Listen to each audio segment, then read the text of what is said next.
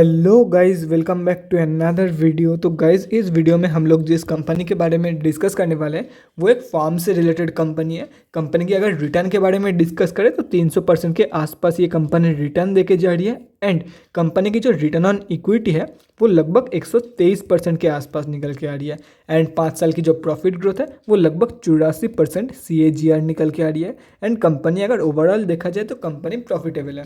ठीक है, तो बेसिकली हम लोग इस वीडियो में 3 पॉइंट्स कवर करेंगे। पहली पॉइंट है फंडामेंटल एनालिसिस। यहाँ पे हम लोग देखेंगे कि कंपनी कौन सी है एंड कंपनी फंडामेंटली कैसी है for short term trading and long term investments. Second point is volume analysis. Volume देख के हम लोग फ्यूचर ट्रेंड के बारे में अंदाज़ा लगाने की कोशिश करेंगे। And third point is technical analysis. Technicals देख के मतलब कौन सी पैटर्न फॉर्म हो रही है कंपनी में, क्या इसकी सपोर्ट के लेवल है, कहाँ पे आप लोग बाई करके चल सकते हो, कहाँ पे इसकी रेजिस्टेंस है, मतलब कहाँ क्या इसकी टारगेट एरिया निकल के आ रही है, उन सब के बारे में हम लोग तीसरे पॉइंट में डिस्कस करेंगे। तो चलिए गाइस, बिना टाइम वेस्ट किए पहली पॉइंट की तरफ बढ़ते हैं जो कि फंडामेंटल एनालिसिस। तो चलिए देखते हैं कि कंपनी कौन सी है एंड कंपनी फंडामेंटली कैसी है। तो गाइज यहाँ पे आप लोग कंपनी का नेम देख सकते हो, सिमरन फार्म्स लिमिटेड। कंपनी जो है वो poultry products and poultry farm, मतलब ऑलमोस्ट पोल्ट्री फार्म कंपनी के पास है। और अगर डिस्कस करें कंपनी के मतलब कहाँ पे लिस्टेड है, तो सिर्फ और सिर्फ BSE में लिस्टेड कंपनी है, NSE में लिस्टेड नहीं है कंपनी। और अगर कंपनी के बारे में और भी डिटेल में जानना है, कौन कौन क्लाइंट है, मेजर क्लाइंट्स कौन कौन है, फार्म्स कहाँ पे है, तो कंपनी के वेबसाइट में जाके जान सकते हो। मार्केट कैप 67.2 करोड़ के आसपास का निकल के आ रही है। स्टॉक का PE 5.81%, ROCE लगभग 60% के आसपास एंड रिटर्न ऑन इक्विटी 123% के आसपास। बुक वैल्यू से काफ़ी ऊपर ट्रेड कर रही है कंपनी। एक साल में अगर डिस्कस करें 301.9% अप्रॉक्स ये कंपनी रिटर्न देके जा रही है, लगभग 302% के आसपास। तो अगर किसी ने ठीक से ट्रेड लिया होगा तो 200 से 250% आराम से बना के जा ही सकता है। एटलीस्ट 150 से 200 तो आराम से बना के जा ही सकता है अगर ठीक से ट्रेड लिया होगा तो। डिविडेंड नहीं देती है कंपनी एंड फेस वैल्यू 10 रुपये की है। प्रोज एंड कॉन्स के बारे में डिस्कस करें, company is expected to give good quarter. ये तो मतलब पहले की पॉइंट है, कंपनी मतलब ये स्क्रीनर वालों ने अपडेट नहीं किया है, ये सितंबर क्वार्टरली के लिए लिखा हुआ था।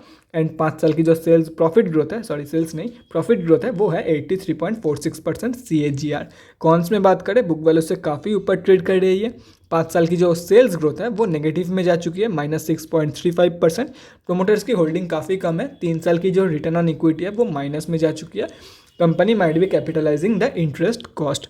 क्वार्टरली रिजल्ट के बारे में डिस्कस करें तो सितंबर क्वार्टरली में आप लोग देख सकते हो जून की क्वार्टर की कंपैरिजन में ऑलमोस्ट जितने भी क्वार्टरली रिजल्ट यहाँ पे अवेलेबल है सभी के कंपैरिजन में सितंबर की क्वार्टर में रिकॉर्ड ब्रेकिंग सेल्स हुई है कंपनी में।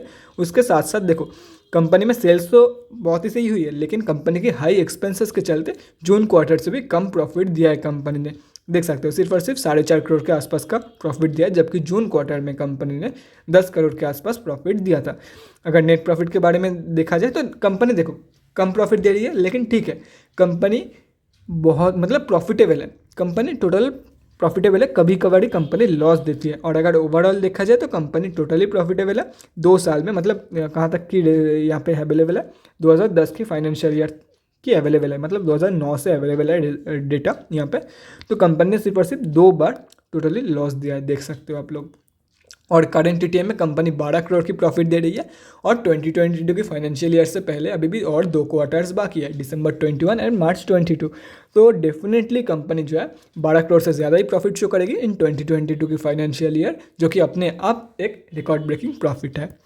अभी बैलेंस शीट की तरफ बढ़ते हैं तो गाइस देख सकते हो 31 करोड़ की डेब्ट है कंपनी के पास। कंपनी ने रिजर्व के साथ साथ अपने डेब्ट भी इंक्रीज किया है, लेकिन रिजर्व जितना इंक्रीज किया उसके कंपैरिजन में काफ़ी कम डेब्ट इंक्रीज किया है कंपनी ने। तो कंपनी ने सितंबर क्वार्टरली में ही डेब्ट लिया है, तो ऑब्वियसली कंपनी में पॉजिटिव कैश फ्लो ही मेंटेन होगी। यहाँ पे सितंबर क्वार्टरली की अपडेटेड तो नहीं है, लेकिन मुझे लग रहा है कि पॉजिटिव ही होगी कंपनी के पास, क्योंकि कंपनी ने डेब्ट लिया है। ये ज़रूरी नहीं है कि कंपनी ने डेब्ट लिया है इसका मतलब पॉजिटिव में होगी, लेकिन चांसेस ज़्यादा है।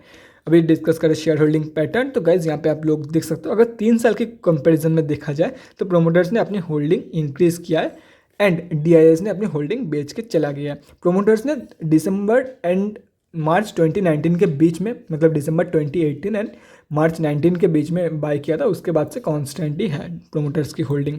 और अगर अभी डिस्कस करें तो काफ़ी बड़े बड़े रिटेलर्स की होल्डिंग है, और काफ़ी बड़े रिटेलर्स तो सितंबर की क्वार्टरली में एंटर किया है। आप लोगों को दिखाता हूँ, देख सकते हो 2 बड़े रिटेलर्स सितंबर की क्वार्टर में एंटर किया है, उन लोगों के पास पहले कुछ भी होल्डिंग नहीं था। अगर हम आप जैसे छोटे मोटे रिटेलर्स की होल्डिंग इसमें से कैलकुलेट करते तो वो करीब करीब 38.65% के आसपास निकल के आ रही है। मतलब ऑलमोस्ट 39% के आसपास जो है हम आप जैसे छोटे मोटे रिटेलर्स की होल्डिंग है इस कंपनी में। अभी डिस्कस करते हैं कंपनी एक्चुअली फंडामेंटली कैसी है। देखो इस कंपनी फंडामेंटली काफ़ी सही है, प्रॉफिटेबल कंपनी है, धीरे धीरे बैलेंस शीट पे भी आप लोग को इंप्रूवमेंट होते हुए नजर आ रही है। तो मैं आप लोगों को यही रिकमेंड करूंगा, आप लोग लॉन्ग टर्म के लिए देखो गाइस, ये एक ऐसा नहीं मल्टीबैगर कंपनी है डेफिनेटली आंखें बंद करके बाई करके चल लो, ऐसा वाला कंपनी नहीं है। आप लोग डेफिनेटली इसको लॉन्ग टर्म के लिए कंसिडर करके चल सकते हो। एंड शॉर्ट टर्म ट्रेडिंग तो खैर कर ही सकते हो इसमें से। एंड स्विंग ट्रेडिंग के क्या ही बोले, फंडामेंटली जीरो कंपनी में भी आप लोग स्विंग ट्रेड कर सकते हो।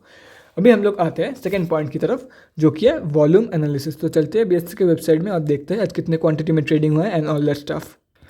तो गाइज हम लोग बीएससी के वेबसाइट पे आ चुके हैं, यहाँ पे आप लोग देख सकते हो।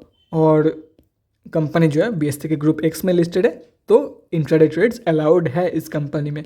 अभी डिस्कस करते हैं कंपनी में आज कितने क्वांटिटी में, ये क्या है डेटा अवेलेबल नहीं है, एक सेकेंड गाइज। हाँ तो अभी आ चुके हैं। तो गाइज यहाँ पे आप लोग देख सकते हो सिर्फ और सिर्फ 6277 क्वांटिटी में ट्रेड लिया गया है, जिसमें से 4375 डिलीवरी क्वांटिटी निकल के आ रही है, मतलब 69.7। मतलब ओवरऑल आप लोग बोल सकते हो आज की जो वॉल्यूम है कम है, लेकिन solid volume to some extent आप लोग इसको बोल सकते हो। मतलब मेजॉरिटी ऑफ द ट्रेड जो है वो डिलीवरी में ही लिया गया है कंपेयर टू इंट्राडे ट्रेड्स, जैसे हम लोग को साफ पता चल रहा है।